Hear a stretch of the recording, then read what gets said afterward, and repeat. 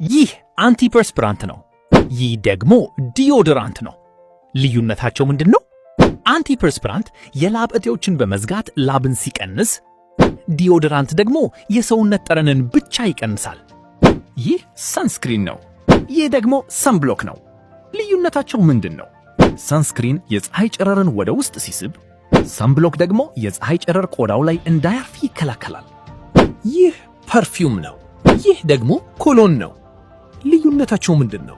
ፐርፊውም ጠንከር ያለና ረዘም ላለ ጊዜ የሚቆይ ሲሆን፣ ኮሎን ደግሞ ቀለል ያለና በአብዛኛው ቶሎ የሚጠፋ ነው። ይህ ፖሜድ ነው። ይህ ደግሞ ክሌይ ነው። ልዩነታቸው ምንድነው?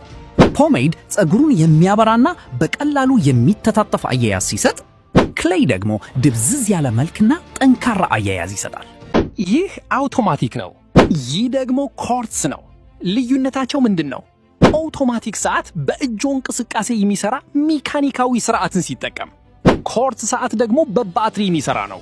ይሄ ዋተርፕሩፍ ነው። ይህ ደግሞ ዋተር ሬዚስታንት ነው። ልዩነታቸው ምንድነው? ዋተርፕሩፍ ሰዓቱ ማንኛውንም የውሃ ንክኪ መቋቋም እንደሚችል ሲያሳይ፣ ዋተር ሬዚስታንት ግን የተወሰነ የውሃ መጠንን ብቻ እንደሚቋቋም ያሳያል። ይህ አናሎግ ነው። ይህ ደግሞ ዲጂታል ነው። ልዩነታቸው ምንድነው? አናሎግ ሰዓት ጊዜን ለማሳየት ጠቋሚዎችንና ዳይል ሲጠቀም፣ ዲጂታል ሰዓት ደግሞ ጊዜን በቁጥር ያሳያል። ይህ ሳፋየር ክሪስታል ነው። ይህ ደግሞ ሚነራል ክሪስታል ነው።